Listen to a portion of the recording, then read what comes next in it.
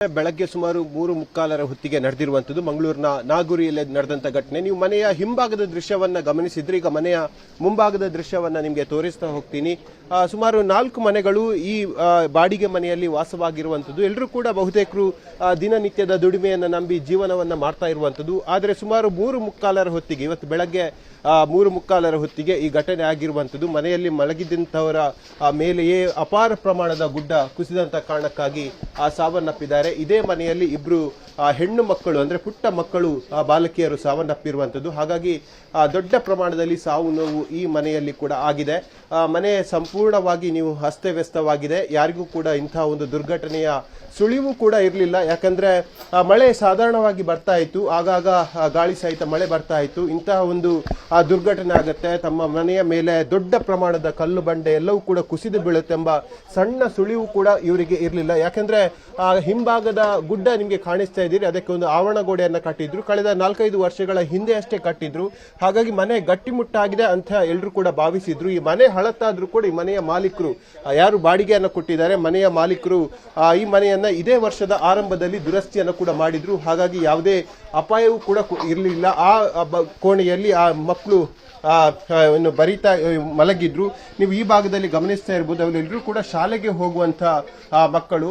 ಉತ್ತರ ಭಾರತದ ಮೂಲದವರಾದ್ರೂ ಕೂಡ ಮಂಗಳೂರಿನ ನಗರದ ಈ ಕಂಕನಾಡಿ ಸರ್ಕಾರಿ ಶಾಲೆಯಲ್ಲಿ ಕೂಡ ಇವರು ಕಲಿತಾ ಇದ್ರು. ಹಾಗಾಗಿ ಆ ಬಾಲಕಿಯರು ಈಗ ಸಾವನ್ನಪ್ಪಿರುವಂತದ್ದು ಬಹಳಷ್ಟು ದುಃಖದ ಸನ್ನಿವೇಶ ಇದು. ಯಾಕೆಂದ್ರೆ ನೀವು ಇವಾಗಲೇ ಹೇಳಿದ್ರಿ, ಕಳೆದ ವರ್ಷ ಆದಂತಹ ಘಟನೆಯಾಗಿ ಎಕ್ಸಾಕ್ಟ್ ಆಗಿ 1 ವರ್ಷದ ಬಳಿಕ ಇಂತಹದೊಂದು ದುರ್ಘಟನೆ ಆಗ್ತಾ ಇದೆ.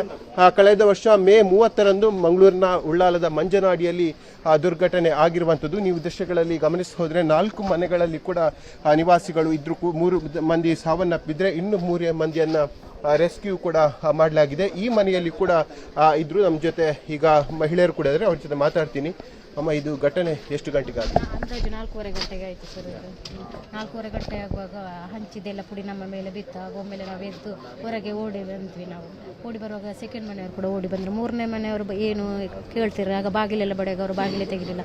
4ನೇ ಮನೆಯವರು ಗಂಡ ಹೆಂಡತಿ ಇಬ್ಬರು ಓಡ್ಕೊಂಡು ಬಂದರು. ಮಕ್ಕಳ ಮೇಲೆ ಇದು ಬಿದ್ದಿತ್ತು, ಎಲ್ಲ ಮಣ್ಣೆಲ್ಲ ಬಿದ್ದಾಗಿತ್ತು ಸರ್. ಆಮೇಲೆ ನಾವು ಪೊಲೀಸ್ ಸ್ಟೇಷನ್ಗೆ ಓನರಾಟಿಗೆಲ್ಲ ಹೋಗಿ ಅವರು ಬಂದು ಆದಷ್ಟು ಬೇಗ ಇದು ಮಾಡಿದ್ರು. ಅವರು ಮಣ್ಣು ಕಾರ್ಯಾಚರಣೆ ಎಲ್ಲ ಮಾಡಿದ್ರು. ಆದರೂ 2 ಮಕ್ಕಳು ಡೆತ್ ಆದರು, ಒಂದು ಹೆಂಗಸು ಡೆತ್ ಆದರು ಅಂತ ಹೇಳ್ತಾ ಇದ್ದಾರೆ ಸರ್. ಈಗ ಈ ಮಣ್ಣು ಬೀಳುವ ಸಂದರ್ಭದಲ್ಲಿ ತಾವು ಇಲ್ಲಿ ಮಲಗಿದ್ರ? ಏನು ಮಾಡ್ತೀವಿ? ಹೌದು, ನಾವು ಮಲಗಿದ್ವಿ ಸರ್. 4:30 ಅಂದಾಜು ಅಲ್ವಾ. ನಾವು ನಡುಕೋಣೆಯಲ್ಲಿ ಮಲಗಿದ್ವಿ. ಹಾಗೆ ನಮಗೆ ಅಡಿಗೆ ಕೋಣೆ ಫುಲ್ ಎಲ್ಲ ಬಿದ್ದಿದೆ, ನಡುಕೋಣೆಯಲ್ಲಿ ಮಲಗಿದ್ವಿ ಸರ್. ಒಂದು ಸಾವನ್ನೇ ಕಣ್ಣೆದುರು ನೋಡುವಂತ ನಾವು ಎನಿಸಿರ್ಲಿಲ್ಲ ಈ ಥರ ಅಂತ. ಮನೆಯೆಲ್ಲ ಗಟ್ಟಿ ಇತ್ತು, ಆದರೆ ಮಳೆ ಬಂದು ಇದಾಗಿ ಈ ಥರ ದೇವರ ದಯದಿಂದ ಪ್ರಾಣಾಪಾಯದಿಂದ ಪಾರಾಗಿದ್ದೇವೆ. ಅದರಿಂದಾಗಿ ದೇವರಿಗೆ ಕಾಪಾಡಿದ್ದು ಅಂತ ಎನಿಸಬೇಕು. ನಮ್ಮದು ನಡುಗೋಡನ್ನು ಒಲಿದಿದ್ದರಿಂದ ಆಯ್ತು, ಇಲ್ಲದಿದ್ದರೆ ಭಾಳ ಕಷ್ಟ ಇತ್ತು. ಮತ್ತು ಇದು ಮನೆ ಓನರೆಲ್ಲ ಹೋದ ಸಲ ಮನೆಯೆಲ್ಲ ಗಟ್ಟಿ ಮಾಡಿ ಕೆಲಸ ಮಾಡಿ ಕೊಟ್ಟಿದ್ರು. ಏನು ಮಾಡಿನೆಲ್ಲ ಒಳ್ಳೆ ಇದಿತ್ತು, ಏನು ತೊಂದರೆ ಆಗ್ತಿರ್ಲಿಲ್ಲ. ನಾವು ಧೈರ್ಯದಿಂದಿದ್ದೇವೆ. ಈ ಥರ ಆಗ್ತದೆ ಅಂತ ಅದು ಕೂಡ ಅವರು ಕೆಲಸ ಎಲ್ಲ ಮಾಡಿ ತಡೆಗೋಡೆಲ್ಲ ಕಟ್ಟಿದ್ರು, ಏನು ಆಗ್ತಿರ್ಲಿಲ್ಲ ಅಂತ ಎನಿಸಿದ್ದು.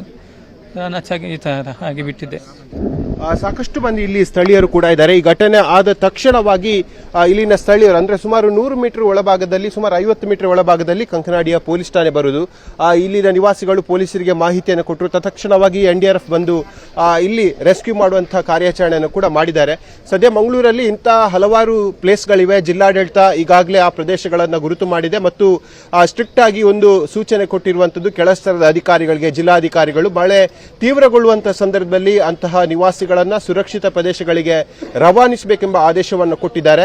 ಯಾಕೆಂದ್ರೆ ಹವಾಮಾನ ಇಲಾಖೆ ಈಗಾಗಲೇ ಸೂಚನೆ ಕೊಟ್ಟಿದೆ. ಮುಂದಿನ 1 ವಾರಗಳ ಕಾಲ ಭಾರಿ ಗಾಳಿ ಮಳೆ ಆಗುವಂತಹ ಸೂಚನೆಯನ್ನು ಕೊಟ್ಟಿರುವಂತದ್ದು. ಈ ನಿಟ್ಟಿನಲ್ಲಿ ಜನ ಎಚ್ಚರಿಯಿಂದ ಇರಬೇಕೆಂಬ ಮನವಿಯನ್ನ ಜಿಲ್ಲಾಡಳಿತ ಮಾಡಿರುವಂತದ್ದು. ಕ್ಯಾಮರಾಮನ್ ನಿಖಿಲ್ ಸುವರ್ಣ ಜೊತೆ ಕಿಶನ್ ಶೆಟ್ಟಿ, ನ್ಯೂಸ್ 18 ಮಂಗಳೂರು.